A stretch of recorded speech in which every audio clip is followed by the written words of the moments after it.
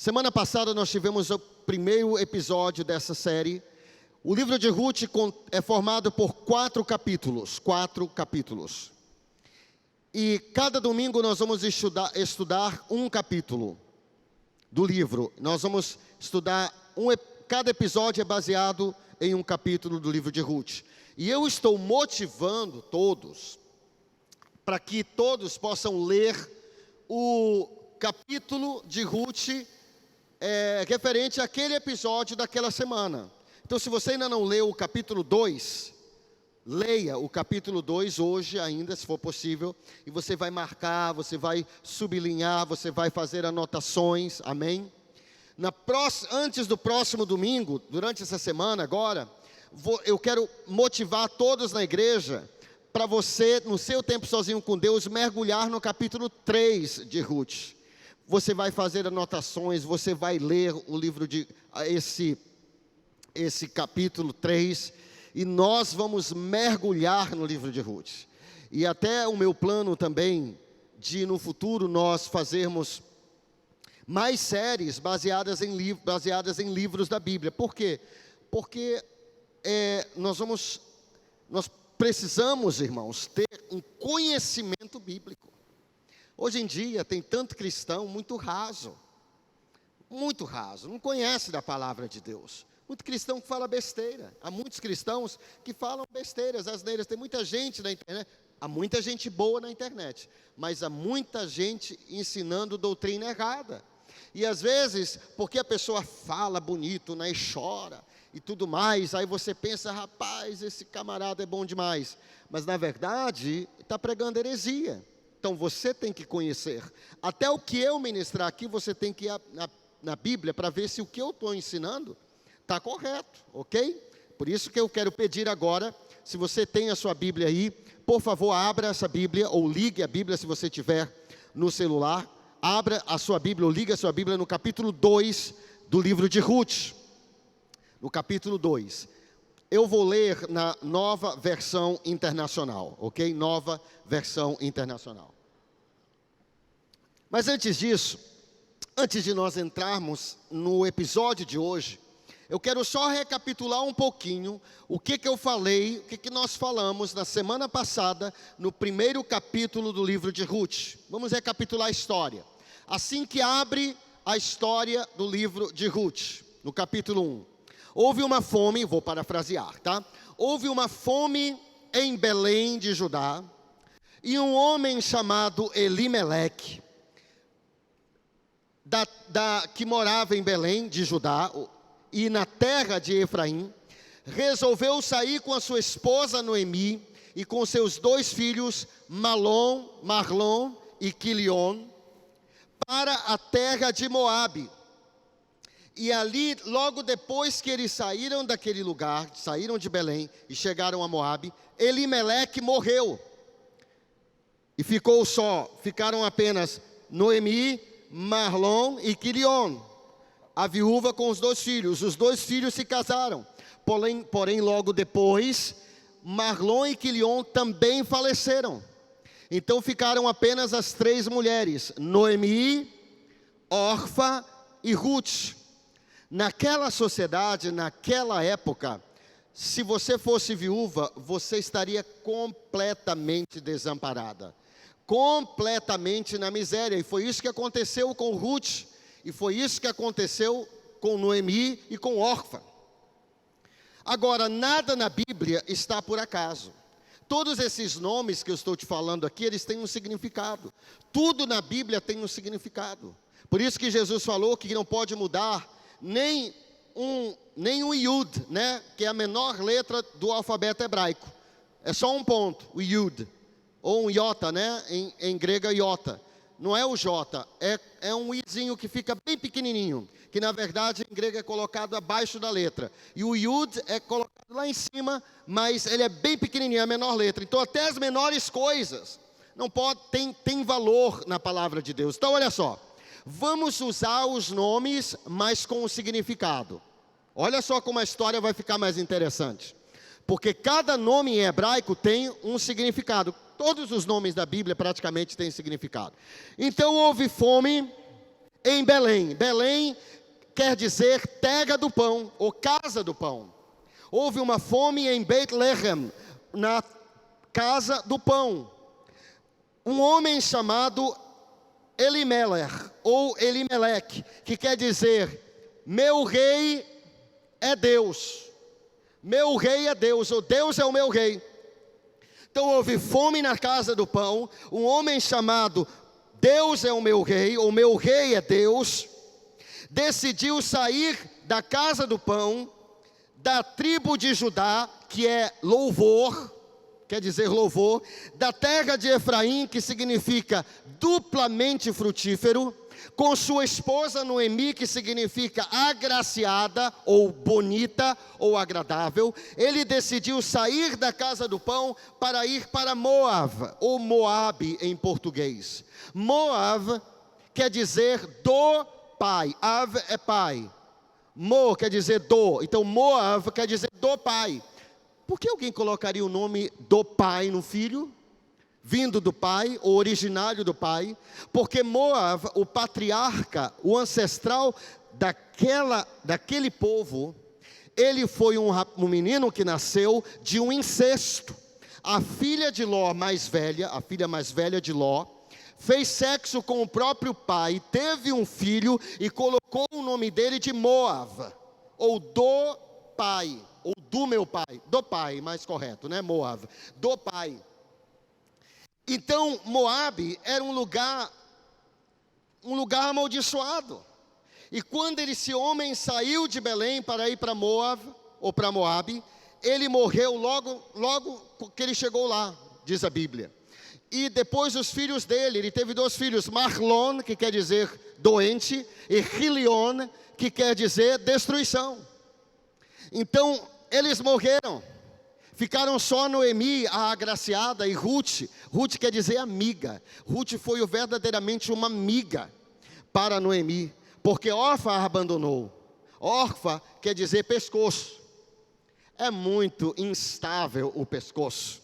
Mas Ruth foi amiga de verdade, e ela permaneceu com Noemi. Então Noemi, no capítulo 1 ainda, ouviu falar que em Belém, Deus havia trazido pão, havia trazido mantimento, estava trazendo de novo alimento. Então ela decide sair de Moabe, para voltar à terra de Belém, de onde ela nunca deveria ter saído. E assim termina o primeiro capítulo. Hoje é o segundo capítulo. Hoje nós vamos aprender chaves preciosas de sabedoria.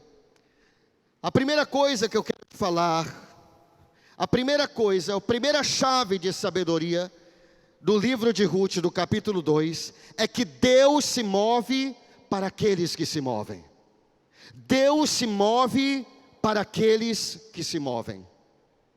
Se você quer ver o mover de Deus na sua vida, você precisa se mover, você precisa ter atitude. A Bíblia fala que Ruth e Noemi chegaram a Belém completamente quebradas, completamente na miséria. Mas aí um dia, no Ruth capítulo 2, versos 2 a 3, Ruth capítulo 2, versos 2 a 3, diz assim na Nova Versão Internacional: Ruth, a moabita, disse a Noemi, estou lendo o texto: vou recolher espigas no campo daquele que me permitir. Noemi respondeu-lhe Noemi: vá, minha filha. Então Ruth foi e começou a recolher espigas atrás dos ceifeiros, atrás das pessoas que estavam fazendo a colheita. Por acaso, diga, por acaso, entrou justamente na parte da plantação que pertencia a Boaz, que era do clã ou da família de Elimeleque, que era o marido de Noemi, portanto parente, mas ela não sabia. Então, o que essa história vai dizer aqui essas primeiras frases? Noemi está quebrada. Noemi e Ruth estão quebradas, elas não têm o que comer, elas não têm mais maridos, então elas estão na miséria, elas estão morando talvez até de favor. Mas Ruth, ela diz assim: sabe de uma coisa, minha sogra, eu não vou ficar aqui esperando as coisas acontecerem. Eu vou fazer as coisas acontecerem. Você sabe que há 3 tipos de pessoas no mundo. Já disse uma grande mulher de Deus, ela disse o seguinte, que há 3 tipos de pessoas no mundo. As pessoas que fazem as coisas acontecerem. As pessoas que esperam as coisas acontecerem. E o terceiro tipo de pessoa é as pessoas que nem sabem o que está acontecendo. Mas Ruth disse, eu vou fazer acontecer. Então ela diz, minha sogra, eu vou sair e eu vou atrás dos ceifeiros para colher o restante da plantação. Agora, para você entender o que está sendo tratado aqui, você precisa entender a lei no Velho Testamento. Muitos cristãos dizem assim, não, nós não estamos mais debaixo da lei. Jesus veio e acabou com a lei. Qual foi o idiota que te ensinou isso? Minha pergunta para quem fala isso. Qual foi o idiota que ensinou isso? Jesus disse, ele disse aos fariseus, não pensem que eu vim anular a lei. Eu não vim anular a lei, eu vim cumpri-la. Agora, quando se fala de lei, no Velho Testamento há pelo menos 4 leis, e não uma lei só. Primeiro, a lei espiritual, essa lei nunca passará. No Velho Testamento, Deus falou que era errado ser idólatra. É pecado idolatria, é pecado matar, é pecado adulterar. Os 10 mandamentos, por exemplo, isso nunca vai passar. É a lei espiritual, nunca vai passar.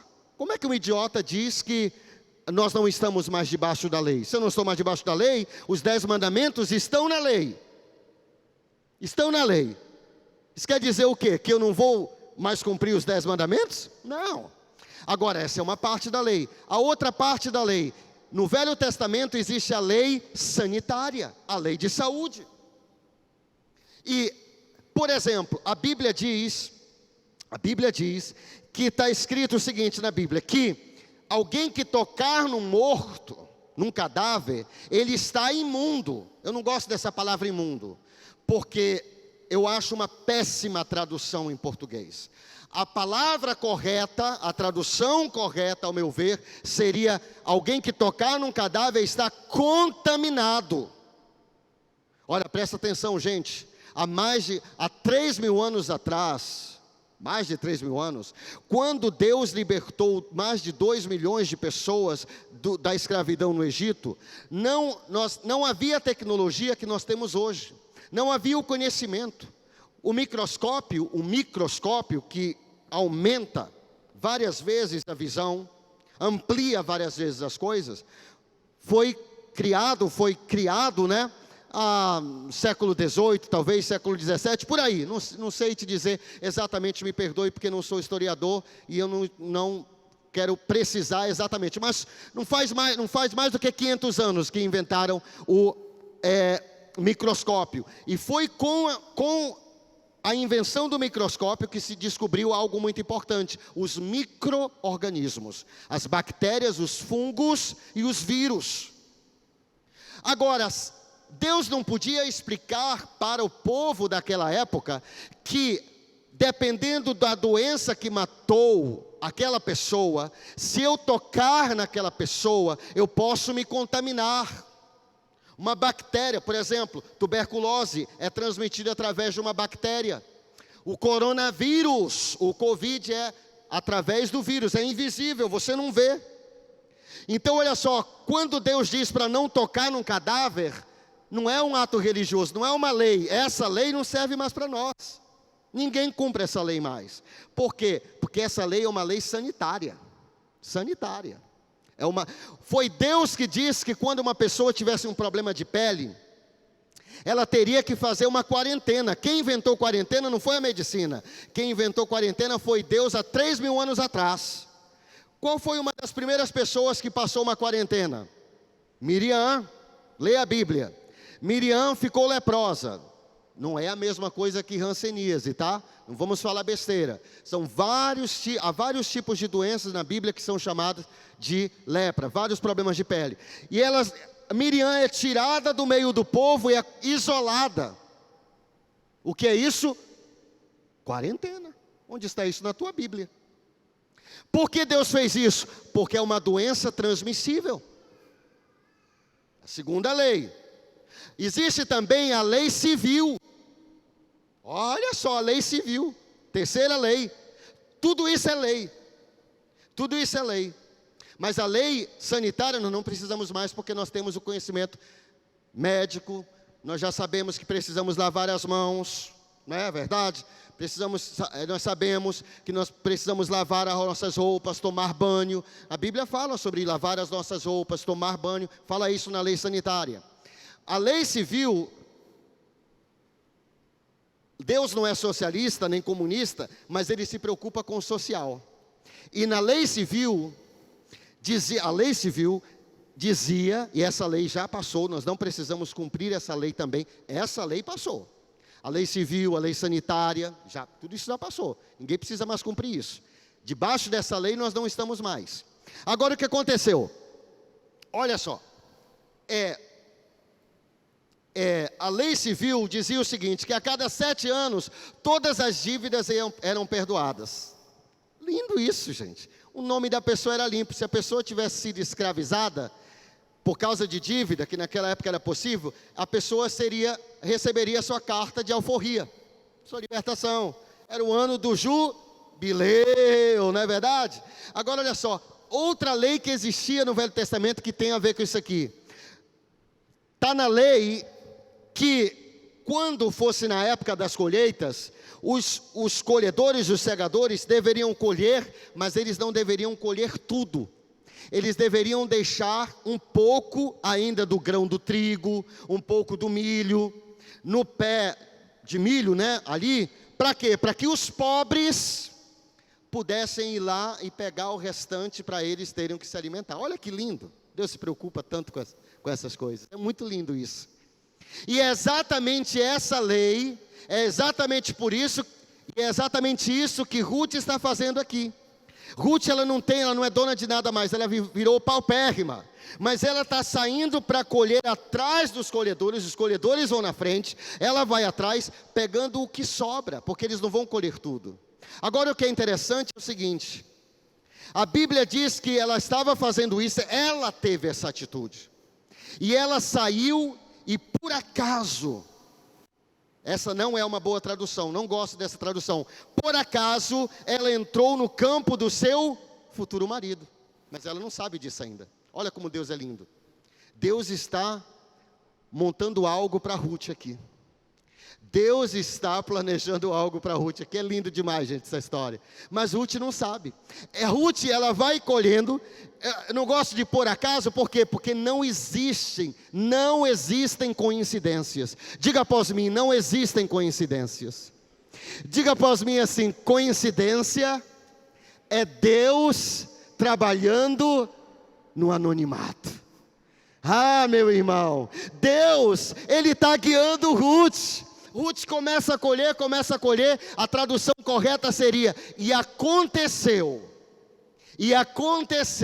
que Ruth entrou no campo pertencente a um homem chamado Boaz. Quem é Boaz? Boaz é o futuro homem, o futuro marido de Ruth, um homem multimilionário. Esse homem vai mudar a história de Ruth, ela ainda não sabe disso, nem ele.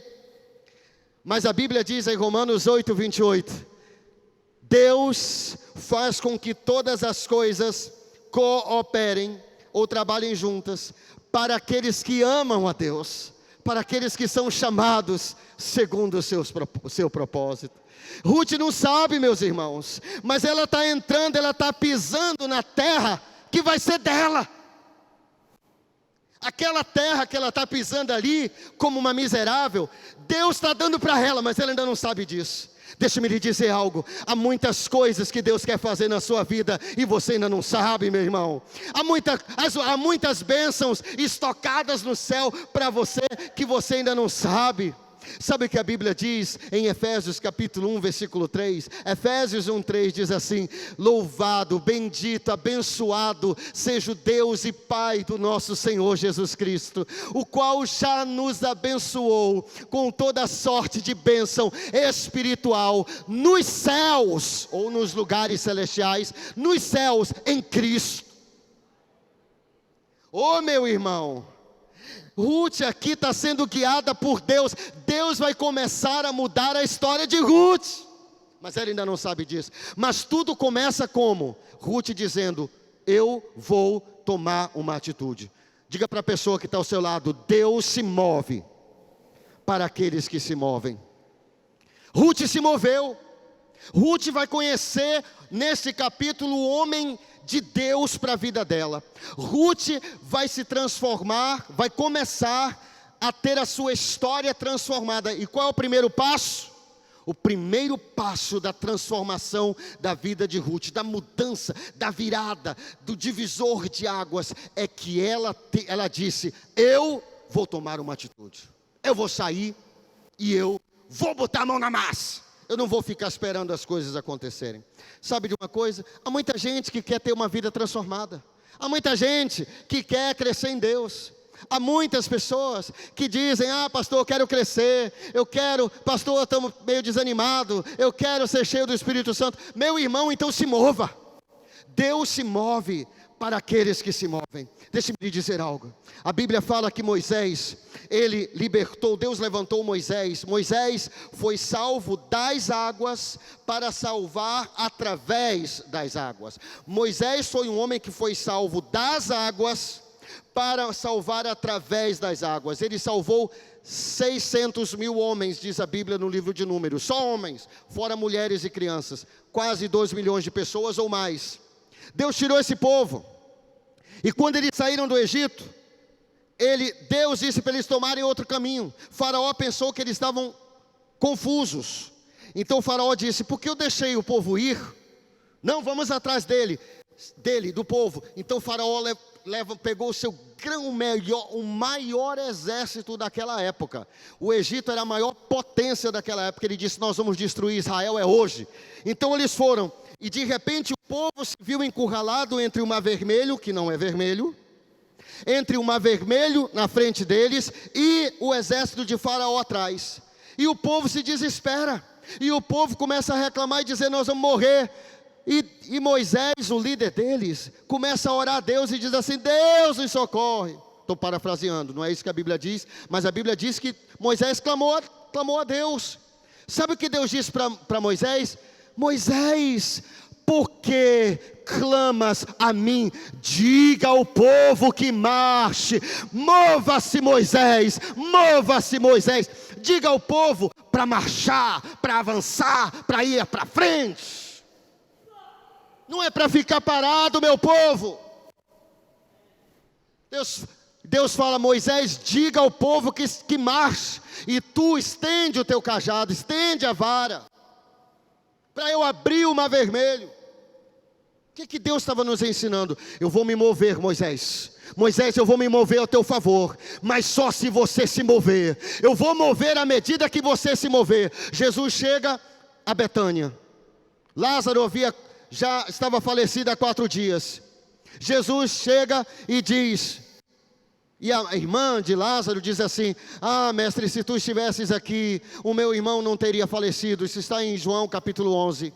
E Jesus disse: se você crê, você vai ver a glória de Deus. Mostre-me onde é que ele está enterrado. E mostraram uma caverna. E na frente da caverna uma grande pedra. Jesus disse: tirem a pedra, retirem a pedra. Sabe o que Marta disse? Senhor, ele fede, ele cheira mal. Jesus disse: Marta, eu já não te disse que se você crer, você vai ver a glória de Deus? Marta, mova a pedra. Gente, move a pedra, move a pedra. E quando eles moveram a pedra, Jesus disse: agora sim, eu me movo para aqueles que se movem. Vocês se moveram para mover a pedra. Jesus disse: Lázaro, vem para fora. E Lázaro veio pulando, porque ele estava amarrado. E quando ele saiu, Jesus disse: mova-se mais uma vez, desamarrem-no.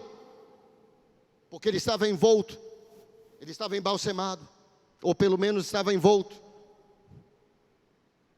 em lenços. Deus se move para aqueles que se movem. Sabe, meu irmão, se você quer ver Deus agindo no seu casamento, se você quer ver Deus agindo nas tuas finanças, se você quer ver Deus agindo no teu ministério, se você deseja ver Deus agindo na tua vida espiritual, mova-se, mova-se, vá para a célula, mova-se, venha para o culto, mova-se, vá para o discipulado, mova-se, venha para a noite de glória, mova-se, mova-se, mova-se, vá para o seu quarto orar, mova-se, vai jejuar, mova-se, vá clamar. Deus se move para aqueles que se movem. A Bíblia fala de uma mulher que há 12 anos sofria de um fluxo de sangue. Ela havia padecido nas mãos de muitos médicos e ela só estava piorando. Ela havia gastado tudo que ela tinha e só piorava. Mas essa mulher não ficou em casa. Quando ela soube que Jesus de Nazaré, o leão de Judá, estava passando ali, ela disse: hoje eu vou ser curada. Ela disse: se eu apenas tocar nas orlas das suas vestes, eu serei curada. E sabe o que aquela mulher faz? Ela sai, ela estava pálida, ela estava doente, ela estava muito magra, ela estava frágil, ela poderia ser apedrejada, porque ela estava com um fluxo de sangue, e ela não podia tocar em ninguém, ela devia estar em quarentena, diz a lei dos judeus, ela poderia ser apedrejada ali mesmo, por isso que ela estava se tremendo. Quando Jesus perguntou quem me tocou, a mulher veio se tremendo. Sabe por que ela veio se tremendo? Porque ela podia ser apedrejada, porque ela estava com fluxo de sangue, e ela devia estar em quarentena, ela devia estar isolada, e não no meio da multidão, mas ela veio se arrastando, e ela tocou nas orlas de Jesus, e de Jesus saiu poder. Vai sair poder de Deus para você, quando você se mover. Mas vai ter a noite de glória. Ah, mas tem um jogo do Flamengo. Ah, mas eu estou com preguiça. Deus se move para aqueles que se movem. Ah, meu irmão, Deus se move para aqueles que se movem. O cego de Jericó só foi curado porque ele se moveu. Deus não dirige carro parado. Aliás, ninguém pode dirigir um carro parado. Para você só pode dirigir um carro em movimento. Você fica orando e perguntando: Deus, qual é a tua vontade? Mova-se que você vai saber a vontade de Deus. Se você não sabe para onde ir, vá para frente. Diga para a pessoa que está ao seu lado: se você não sabe para onde ir, vá para frente. Vá para frente, mova-se, mova-se, mova-se. Faça algo para mudar a tua situação. O cego de Jericó, ele era cego, ele tinha uma capa. E ele ficava gritando, porque ele ouviu falar que Jesus estava passando ali, e ele gritava: Jesus, filho de Davi, tenha misericórdia de mim, tenha compaixão de mim. E o povo dizia: cala a boca, cego enjoado. É isso que eles falavam, eu estou parafraseando, mas era mais ou menos assim que eles falavam. E o cego, mais ele clamava mais alto: Jesus, filho de Davi, tenha compaixão de mim. Jesus manda chamar o cego. Quando Jesus manda chamar o cego, a Bíblia diz que ele dá um pulo, ele joga a capa. Por que ele jogou a capa? A capa era a autorização do governo para ele ser um pedinte. O que o cego de Jericó estava dizendo? Jesus está me chamando, eu não vou mais precisar dessa capa. Eu jogo fora essa capa. Hoje a minha vida vai mudar, porque o leão da tribo de Judá está me chamando. Esse homem tem poder de Deus, ele é o profeta, ele é o Messias, ele é o Yeshua HaMashiach, ele é o ungido de Deus. E quando ele chega diante de Jesus, Jesus faz uma pergunta aparentemente idiota. Jesus pergunta para um cego: o que você quer? Gente, como é que você vai perguntar para um cego o que ele quer? É óbvio que ele quer ver, mas Jesus quer ouvir da sua boca o que você quer. Ele quer ouvir a tua oração, o teu pedido. E quando ele pergunta assim: o que você quer que eu te faça? Aquele homem chorando, ele diz assim: mestre, eu quero ver. E Jesus o cura. O cego de Jericó só foi curado porque ele se moveu. Deus só se move para aqueles que se movem. Enquanto você ficar na sua casa, deitado, assistindo Netflix, seu casamento não vai mudar, filho. Enquanto você ficar deitado falando que a situação está difícil, que não tem emprego, o emprego não vem bater na tua porta não. Mova-se, mova-se, mova-se. Bíblia fala de um homem chamado Zaqueu. Zaqueu era um publicano, um cobrador de impostos. Ele era muito baixo, ele era de baixa estatura. E ele queria ver Jesus. Tudo que ele queria era ver, nem precisava conhecer. Ele queria apenas ver Jesus. Mas ele era tão pequeno que no meio da multidão não dava para ele ver. Então ele subiu em uma árvore.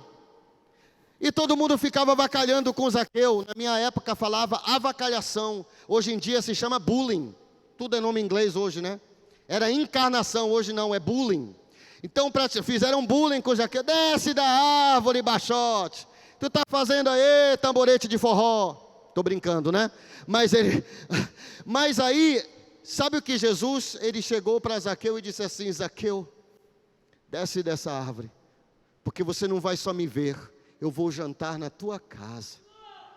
Você vai ter o privilégio que muitos aqui gostariam, não vão ter, sabe por quê? Porque ele se moveu. Quando você se move, olha o que diz Tiago 4,8. Tiago 4,8 diz assim: cheguem perto de Deus e Ele se achegará a vocês. Muitas pessoas dizem assim: ah, pastor, eu sinto que Deus está tão distante. Ore mais, busque mais, se ajoelhe na adoração, venha aqui para frente, se joga aqui no altar, até Deus falar com você. Mova-se, mova-se, mova-se, mova-se. Mas se você, meu irmão, às vezes na hora da adoração, o cara está com a mão no bolso, mascando chico, assim não vai se mover não, filho. Como é que você quer ser cheio de Deus assim? Mova-se na direção de Deus. Naquele dia, Zaqueu teve a sua vida transformada. Sabe por quê? Porque Deus se move para aqueles que se movem. A Bíblia fala de Nicodemos. Nicodemos era um grande mestre da palavra em Israel. Ele se encontrou com Jesus à noite, provavelmente porque ele não queria ser visto com Jesus. Isso está registrado em João, Evangelho de João, capítulo 3.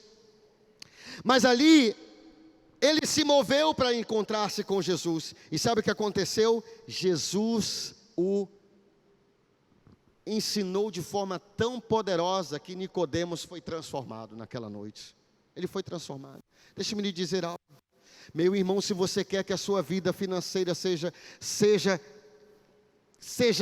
transformada, impactada, leia um livro, leia 2, leia 3, leia 4, leia 5, leia 30 livros. Tem conferência de graça no Passphone, que é o aplicativo da Pass Church Castanhal. Há uma conferência de graça, um seminário de finanças com um aplicativo. Eu não vou perguntar quem aqui já assistiu 10 vezes o vídeo. Mova-se! Você quer prosperar? Mova-se! Vá atrás, compre livros. Pegue o celular, entre no Passphone, assista as palestras, pegue o seu caderno, anote, saia, comece a praticar. Que Deus se move, mas Ele se move para aqueles que se movem. Deus se move para aqueles que se movem. Mas há pessoas que ficam paradas. Ah, eu estou desanimado. Meu irmão, quando você não tem vontade de vir à igreja, aí que você tem que vir. Porque isso é doença espiritual. Isso é um sinal de doença espiritual. Naquele dia, gente, a história de Ruth vai começar a mudar. Tudo começou como? Ela vai conhecer hoje, nesse episódio, nesse capítulo. Daqui a pouquinho, ela vai conhecer o homem da vida dela. Ela já está pisando. Já no começo o texto dizendo que ela está pisando nas terras que vão ser dela. Dela. Mas deixa-me te dizer algo. Se Ruth tivesse ficado em casa, ela não ia encontrar o homem dela. Deixa-me te dizer algo. Talvez você seja solteira e o teu marido esteja aqui. Teu futuro marido. Não quero te inspirar também para você ficar perguntando, cadê? Será que... Deixa eu me ver, pastor, se ele está por aqui. Calma, fique tranquila, tá? Não vai querer inventar coisas. Segunda chave do livro de Ruth. Segunda chave do livro de Ruth. O favor dos homens é um sinal de Deus. O favor dos homens, o favor das pessoas é um sinal de Deus. Ruth chega a esse campo, ela começa a colher. Então Boaz chega e vê aquela moça, aquela mulher no seu campo. E ele pergunta, quem é essa mulher? Pergunta para os seus funcionários, quem é essa mulher? Eles respondem, essa é Ruth. ela veio, essa é a moça que veio de Moabe, veio morar aqui com Noemi. Ele sabe quem é Noemi, é parente dele, porque Elimeleque era parente de Boaz. Então ele conhece Ruth. Então ele se aproxima de Ruth, e aí começa essa conversa. Ela vai encontrar o marido dela. Ela ainda não sabe que vai ser o marido dela, mas Deus está, não por coincidência, mas Deus está unindo, está fazendo com que todas as coisas cooperem para o bem de Ruth. Se Ruth tivesse permanecido em Moabe, ela ia morrer pobre. Ela provavelmente seria esquecida na Bíblia. Mas eu não posso te falar o que vai acontecer. Acompanhe a série que você vai ver o que vai acontecer com essa vida dessa mulher. Vai ser algo extraordinário. Ruth 2, capítulo 2, versículos 8 a 10 diz assim: Disse então Boaz a Ruth. Olha o que Boaz fala para Ruth: Ouça bem, minha filha, não vá colher noutra lavoura, nem se afaste daqui. Fique com minhas servas. Preste atenção onde os homens estão ceifando, e vá atrás das moças que vão colher. Darei ordens aos rapazes para que não toquem em você. O que Boaz está dizendo? Ele está dizendo: olha, eu já dei ordem para ninguém ficar mexendo com você, tirando gracinha com você. Quando você tiver sede, Ruth, beba da água dos potes que os rapazes encheram. Olha a graça, o favor que esse homem vai mostrar para Ruth. Não é só porque ele está interessado nela, não. Acredito que não era isso, não. Porque a razão aqui é outra. Ruth, ela foi tão impactada pela bondade de Boaz. Ela não sabe que Boaz vai ser o marido dela. Olha que lindo, gente. É muito linda essa história. Ruth se inclinou diante de Boaz e, prostrada com o rosto em terra, disse... Eu acredito que ela estava quase chorando para falar isso. Ela disse assim: por que eu achei favor a seus olhos, a ponto de o Senhor se importar comigo, uma estrangeira? E aí, Ruth capítulo 2, versículos 14 a 17. Ao meio-dia, na hora da refeição, Boaz lhe disse: venha cá. Disse para Ruth: venha cá, pegue um pedaço de pão, molhe-o no vinho. Quando ela se sentou junto aos ceifeiros, Boaz lhe ofereceu grãos tostados. Ela comeu até ficar satisfeita, e ainda sobrou. Quando ela se levantou para recolher, Boaz deu estas ordens a seus servos. Olha o que Boaz vai falar aos seus empregados sobre Ruth. Ele diz assim: mesmo que ela recolha entre os feixes, não a repreendam. Pelo contrário, quando estiverem colhendo, tirem para ela algumas espigas dos feixes e deixem-nas cair para que ela as recolha, e não a impeçam. E assim Ruth colheu na lavoura até o entardecer. Depois debulhou o que tinha juntado, quase uma arroba de cevada. O favor de Deus, o favor dos homens, é um sinal de Deus. Não é o sinal, é um sinal. Há vários outros sinais, mas o favor de Deus é um sinal. O favor dos homens é um sinal de Deus. Sabe, deixa-me te dizer alguma coisa. Quando as coisas são de Deus, elas não precisam ser forçadas. Sabe, você quer fazer um negócio, mas esse negócio está forçado. Você está forçando a barra para dizer que é de Deus. Quando as coisas são de Deus, você não precisa forçar. As coisas vão fluir. As peças vão se encaixar. Você não vai ver em nenhum lugar nessa história uma forçação de barra. Você vai ver que Deus está trabalhando e aparentemente as coisas vão se encaixando como por mágica. Mas não é mágica, é pelo Espírito de Deus. A palavra de Deus diz: não é por força, nem por violência, mas é pelo meu Espírito, diz o Senhor. Sabe, eu já vi pessoas se casarem e forçarem a barra. E depois dá tudo errado, porque a pessoa forçou demais a barra. Não era a pessoa certa, mas a pessoa forçou a barra, porque ela queria muito, ela forçou a barra. Sabe, quando as coisas são de Deus, não precisa forçar a barra. O pai não concordava, a mãe não concordava, mas ninguém ouviu nada, ninguém queria ouvir, porque era de Deus, porque era de Deus, porque eu ouvi de Deus. Quando as coisas são de Deus, as coisas vão se encaixando. Às vezes, uma vez eu li um testemunho de um grande homem de Deus. Ele estava querendo comprar um terreno. E o dono daquele terreno, claro que tudo teria que ser em contrato, né? Tudo que ia ser comprado parcelado. Mas o dono daquele terreno estava, eu acho que era um pastor, se eu não estou enganado, era um pastor que estava querendo construir uma igreja, um templo de uma igreja. E ele estava querendo comprar uma propriedade, e era grande aquela propriedade. E sabe, aquele dono, proprietário daquela propriedade, estava fazendo tantas exigências, e estava complicando tanto as coisas, que aquele homem disse: Deus, o que está acontecendo aqui? Eu estou orando, mas cada vez que eu oro, o homem, cada vez o proprietário dificulta mais para a gente comprar esse terreno. E Deus falou bem forte e claramente ao coração daquele homem. Ele disse assim: meu filho, por que você insiste em fazer negócios com esse homem? Aí aquele pastor disse assim: por quê? Por quê, Senhor? Ele disse: meu filho, esse homem não está te mostrando favor. Meu filho, o favor dos homens é um sinal que eu estou no negócio. E ele começou a ensinar lições poderosas para aquele pastor. Ele disse: meu filho, não insista mais em fazer negócios com esse homem. Eu não estou nesse negócio. Esse homem está dificultando a sua vida. Dispense a compra desse terreno. E o pastor dispensou. Logo depois veio um homem oferecendo um terreno muito melhor, com um preço melhor. Parcelou de forma tão graciosa. O favor dos homens é um sinal de Deus. Sabe quando você vai comprar um carro, quando você vai comprar algo, e aquele vendedor fica complicando as coisas, sai disso. A pessoa te trata mal, sabe? Sai desse negócio, rapaz. Deus não está nesse negócio.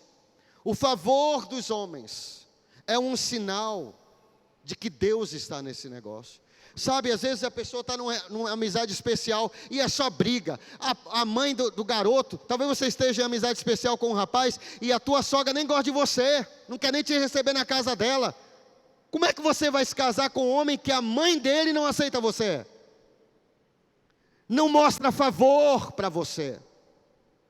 O favor dos homens é um sinal. Talvez o pai da menina não concorda com o casamento. Mas você insiste dizendo que é da vontade de Deus. Eu conheço um casal que se casou. Infelizmente eu fiz esse casamento. Hoje eu não faço mais. Hoje nós não fazemos mais casamentos assim. A família da noiva não concordava. Hoje o casal está divorciado. O favor dos homens é um sinal de Deus.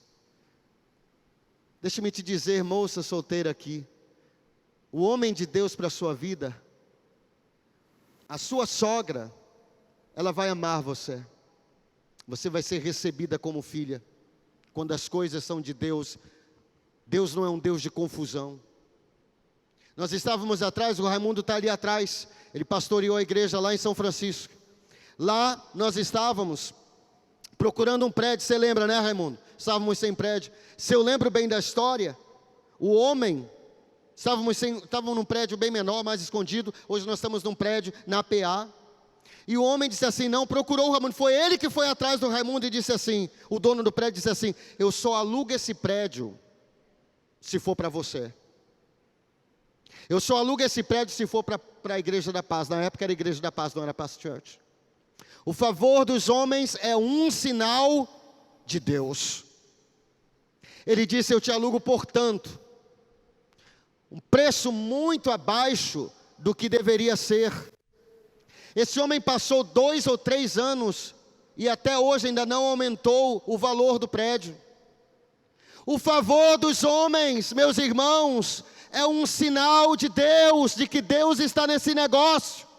Você está tentando fazer um negócio com alguém e essa pessoa não vai contar a cara, está só te dando dor de cabeça, está só complicando os seus negócios. Cai fora aquele laço. Deus não está nesse negócio. Quando Deus está em algo, as coisas vão fluir. Romanos 8:28. Porque Deus faz com que todas as coisas cooperem. Cooperar é trabalhar juntos. Todas as coisas trabalhem juntas para o bem daqueles que amam a Deus, daqueles que são chamados segundo o seu propósito. Quando precisa fazer alguma manutenção no prédio, Ele sempre é tão gracioso. O que é isso? Favor de Deus. Nós compramos agora um terreno para Paz Church Bragança. O dono do prédio, agora eu acho que ele já está congregando conosco. Na época ele não congregava conosco. Mas ele não posso dar detalhes aqui, mas ele era dono do terreno. E ele mostrou tanto favor, ele disse: pastor, eu não posso te falar os detalhes, infelizmente está sendo gravado aqui, eu não posso te dar os detalhes. Mas ele facilitou tanto, já está pago o terreno, mas Ele facilitou tanto, nos abençoou tanto, Ele mostrou tanta graça. O favor dos homens é um sinal de Deus. Paz Church Castanhal, saiba, aprenda a ver a mão de Deus na tua vida. Por que você insiste em fazer negócios por que você insiste nesse negócio que não está dando certo? Será que ainda não entrou na tua cachola que esse negócio pode não ser de Deus para você? Tudo que você planeja nesse negócio dá errado. Talvez seja uma sociedade, e o teu sócio está só te dando bronca. Uma parceria, mas é uma parceria desigual, só está dando lucro para o outro. Cai fora que é laço. Sai de Labão, Jacó. Aparta a tua parceria. Quando José nasceu, Jacó disse: Labão, estou indo embora. Labão é engraçado, porque Labão em hebraico é Lavana. Lavana é o nome hebraico, quer dizer branco. Lavana é o nome de Labão, o sogro de Jacó. Só que se você pegar o nome ao contrário, Lavan, se você ler da direita para a esquerda, hebraico se lê da direita para a esquerda, é melhor fazer assim, que a sua direita é o contrário da minha. Se você ler da direita para a esquerda, Lavan quer dizer branco. Mas se você ler ao contrário, da esquerda para a direita, você vai ler Naval, e Naval quer dizer vilão. Vilão. Quem foi o vilão dessa história? Tudo na Bíblia tem um significado. Tudo na Bíblia tem um significado. Sai da terra de Lavan. Aparta essa sociedade, Jacó. Esse homem já mudou teu salário 10 vezes. Já te enganou 10 vezes. Deus está dando resposta. Deus está dando, eu vejo no seu rosto. Deixa eu te falar algo. Deus está dando resposta para os teus negócios aqui. Você tem um fornecedor, deixa eu te falar aqui.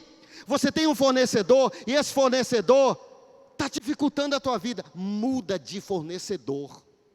Porque o favor dos homens é um sinal de que Deus está no negócio. Deus tem um fornecedor para você que vai te tratar assim, ó, na palma da mão dele. Quando as coisas são de Deus, você não precisa forçar. Deus faz acontecer. Quando Deus quer te levantar, José, como primeiro-ministro da maior potência do mundo, chamada Egito, você não precisa forçar, José.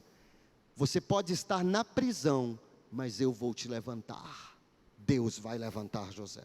Amém, queridos? Sabe o que Jesus disse? Jesus enviou os discípulos. Eu vou ler o texto. Mateus 10, 14 a 15 diz assim: Jesus enviou os discípulos de 2 em 2. E ele deu a seguinte instrução. Mateus 10, 14 a 15.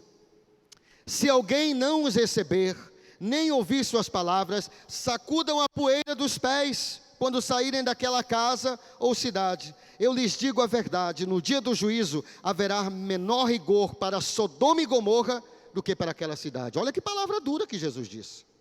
Jesus disse: olha, eu estou enviando vocês como meus representantes. Vocês vão pregar a minha palavra. Quando vocês entrarem numa cidade ou numa casa, e vocês falarem a palavra que eu disse para vocês falarem, pregarem o evangelho, e as pessoas daquela cidade ou daquela casa não receberem vocês, vocês tirem até o pó daquela casa dos pés de vocês. É muito duro, né, gente? Muito duro, né? Hoje ninguém quer mais falar isso porque é falta de amor, mas não é falta de amor, é falta de respeito, de honra. Porque quem não recebe aquele que é enviado da parte de Deus, não recebe Deus. Sabe o que Jesus está dizendo aqui? Se eu enviar uma pessoa para você, para ministrar na sua vida, e você não recebê-la, você é pior do que sodomita. É isso que está escrito aqui. Já pensou nisso? É forte, né? Por quê, gente? Porque o favor dos homens é um sinal. Sabe, eu lembro quando nós começamos a igreja lá, a Paz Church São Francisco. Nós precisávamos de uma casa para começar. Nós tínhamos algumas casas, mas nós fomos a uma casa e nós não sentimos o ambiente. Aqui nós temos várias pessoas, o Alex, a Socorro, também estavam nessa equipe, a Cleidiane, não sei se ela está aqui agora, mas aqui o Célio, o Joãozinho estava nessa equipe aqui. Que maravilha, gente, essa equipe poderosa, nós estávamos lá. Do ano de 2012, né? 2011, 2012, acho que foi 2012, fundando essa igreja. E ali, bem no início da igreja, nós estávamos procurando uma casa. E a casa que nós pensávamos que era a casa certa, nós não fomos, sabe, nós não sentimos a liberdade de ali fazer um GE, um grupo de evangelismo.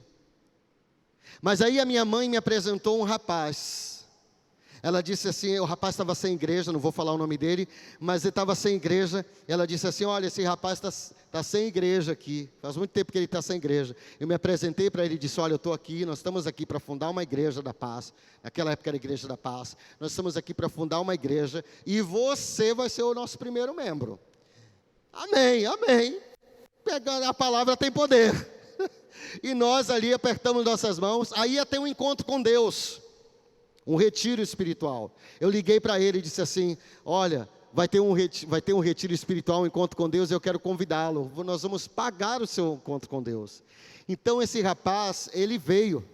Eu não estava nem pensando que ele ia... olha só como Deus age, olha só.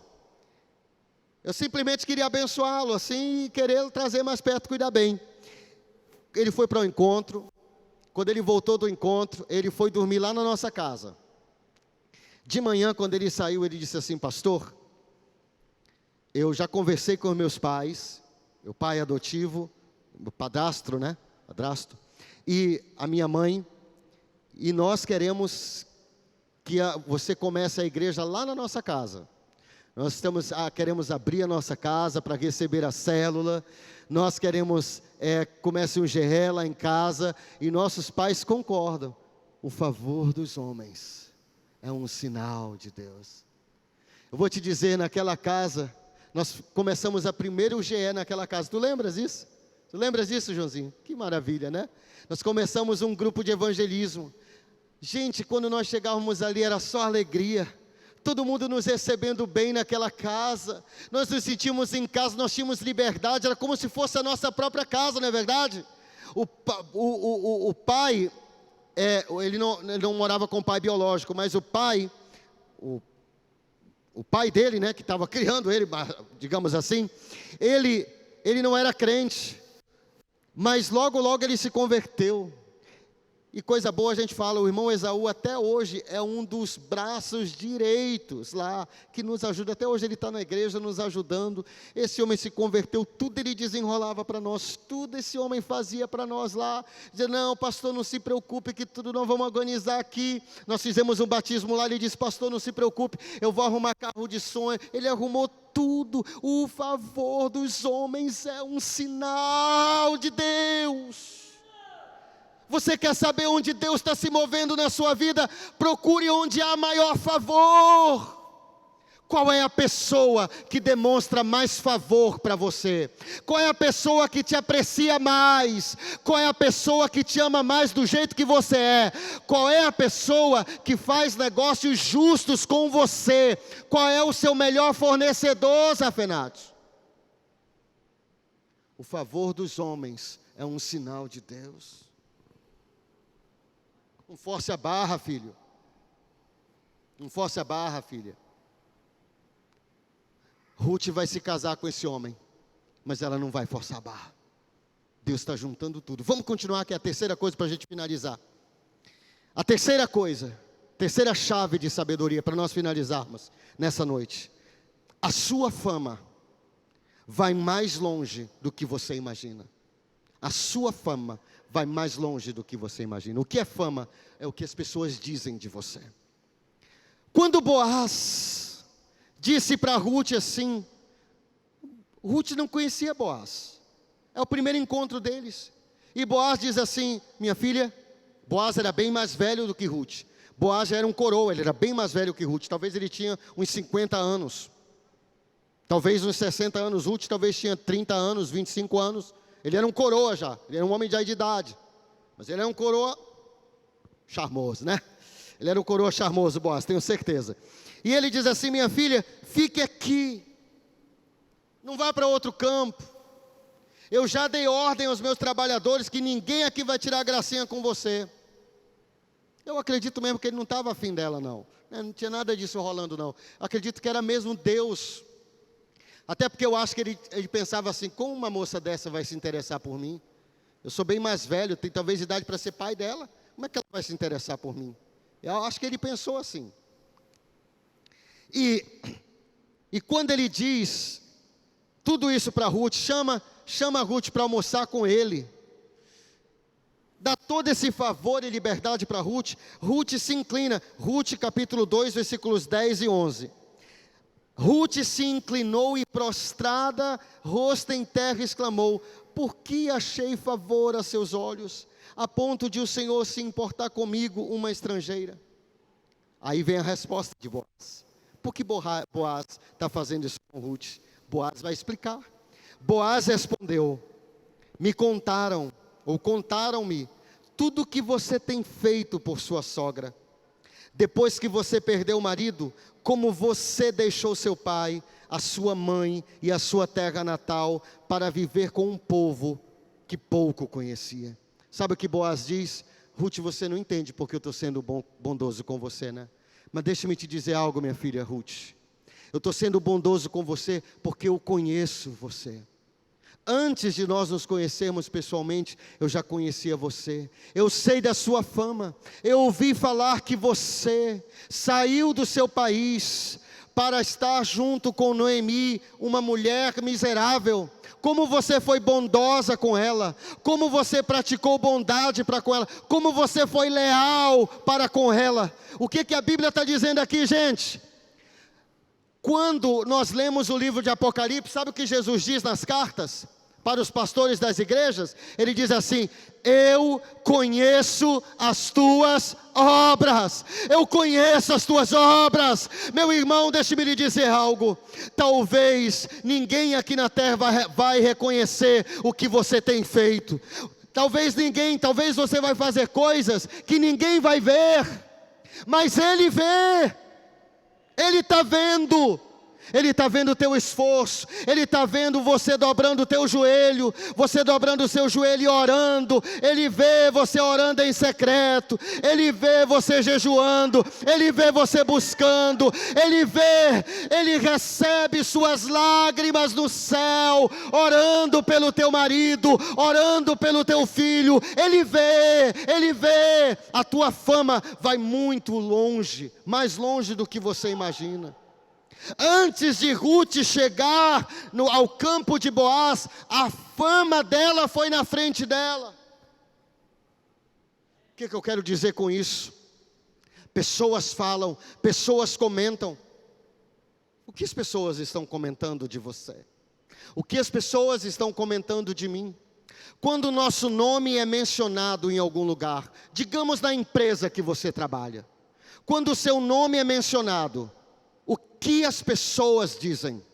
Elas dizem assim, esse homem é competente, essa mulher é a melhor secretária que nós já tivemos na empresa. Quando pessoas perguntam ao teu patrão sobre você, qual é o relatório que ele dá sobre você, talvez ele diga assim: rapaz, essa pessoa só me dá dor de cabeça, chega atrasado, sai antes, falta pra caramba, fica faltando o trabalho, enrola trabalho. Ou talvez o teu patrão vai dizer assim: ele é o melhor funcionário que essa empresa já teve, eu faço de tudo para não perder esse funcionário, porque ele é o melhor que eu já tive. A sua fama está indo muito mais longe do que você imagina. Quando o meu nome é mencionado, portas podem ser abertas, ou portas podem ser fechadas. Deixa-me lhe dizer algo. Antes de José chegar ao palácio de Faraó, antes dele chegar, a sua fama chegou primeiro. A Bíblia diz que Faraó, o rei do Egito, teve 2 sonhos. Ele não conseguiu interpretá-los. Não conseguiu ninguém para interpretá-los. Então o copeiro, que havia estado na prisão, começou a falar de José para Faraó. Ele disse para Faraó: Faraó, vou parafrasear, quando eu estava na prisão eu tive um sonho juntamente com o padeiro. E existe um homem lá na prisão, um jovem, da terra dos hebreus. Deus está com ele. Ele interpretou o nosso sonho nossos sonhos e aconteceu exatamente do jeito que ele interpretou. Faraó disse: o que vocês estão fazendo aqui? Chamem esse homem agora. Tragam José agora aqui à minha presença. Eles saíram às pressas, diz a Bíblia. Foram lá à prisão. José teve que se barbear, trocar de roupa. E ele foi levado às pressas. Quando ele chegou a Faraó, Faraó disse assim para ele, vou parafrasear as palavras de Faraó, mas está em Gênesis. Faraó disse assim: eu ouvi falar que você interpreta sonhos e que sobre você está o Espírito de Deus. Faraó ouviu falar a fama de José. O que as pessoas estão ouvindo de você? Rapaz, esse mecânico aqui é o melhor mecânico de Castanhal. A melhor psicóloga de Castanhal está aqui, ó. Amém? Melhor psicóloga de Castanhal, o maior empresário de Castanhal, o melhor empresário, o melhor professor. Esse aqui é o melhor professor, esse aqui é o melhor enfermeiro, esse aqui é o melhor médico, essa aqui é a melhor empresa. A maior empresa e a melhor empresa de fazer personalizados. É o melhor, não tem ninguém, é o melhor. A sua fama está indo à sua frente. A sua fama é seu cartão de visitas. É seu cartão de visitas. Antes de Daniel chegar ao palácio, diante do rei Belsazar, filho do rei Nabucodonosor, a sua fama chegou primeiro. Eu não tenho tempo para falar, porque meu tempo já estourou, mas deixe-me lhe dizer algo. Quando Belsazar, é uma longa história, você pode ler na Bíblia, no livro de Daniel. Quando Belsazar vê aquele dedo, sem mão, sem nada, só o dedo, escrevendo algo, ele mudou, ele ficou pálido. O rei da Babilônia ficou pálido. Ele mudou, as pernas dele tremiam, diz a Bíblia. E ele disse: quem é que pode interpretar o que está escrito aqui? E ninguém pôde interpretar. Ele disse: quem interpretar isso aqui, eu vou dar uma corrente de ouro, vou dar uma capa de púrpura, uma capa colorida, só reis, só nobres usavam, e ele vai ser o terceiro no reino. Ninguém conseguiu interpretar. Então a matriarca, a mãe dele, esposa de Nabucodonosor, disse assim: olha, Belsazar, na época do teu pai, quando ele era rei, havia um jovem nesse reino que servia ao seu pai, o nome dele é Daniel, nele havia o Espírito de Deus. Belsazar disse: o que vocês estão esperando? Traga esse homem para mim. Antes de Daniel chegar ao palácio, a fama dele chegou. Deixa-me lhe dizer algo. Antes de você ser promovido, a sua fama tem que promover você. A sua fama tem que chegar aonde você quer ir. A sua fama tem que chegar. As pessoas vão falar de você. As pessoas vão dizer: rapaz, eu já levei meu carro para consertar em muitos mecânicos, mas esse mecânico aqui é extraordinário. Rapaz, muitos pedreiros já trabalharam comigo, mas esse pedreiro aqui é extraordinário. Rapaz, eu já me consultei com muitos médicos, mas esse médico aqui, gente, sempre... Aí um vai falar para o outro, rapaz, esse médico aqui é extraordinário. Quem está compreendendo o que eu estou dizendo? Ele chama Daniel. Daniel interpreta o sonho. E embora Daniel tivesse falado, olha, eu não quero os seus presentes. Mas Daniel, ele recebeu uma corrente de ouro, uma capa de púrpura, e ele foi colocado terceiro no reino. Porém, o reino caiu naquela noite e o rei Belsazar morreu, como Daniel havia falado. Porém, Dário, o medo, não é que ele tinha medo, é que era o povo dele, que conquistou a Babilônia, colocou Daniel de novo em evidência. Por quê? Porque ele ouviu falar sobre Daniel. Eu quero profetizar na sua vida, que as pessoas vão falar o teu nome. Deixe-me lhe dizer algo sobre você. Eu quero profetizar na sua vida. Pessoas vão estar conversando ao redor de uma mesa. Pessoas vão estar conversando em reuniões na tua empresa. E eles vão estar discutindo quem nós vamos promover para esse cargo. Quem nós vamos colocar nesse cargo. Sabe quem vai ser o primeiro da lista? Você. Você. Sabe por quê? Porque você está aqui ouvindo esses segredos poderosos. Você vai zelar pelo seu trabalho. Você vai dar o seu melhor. E mesmo que os homens não vejam, mas Ele vê. Ele vê. Amém.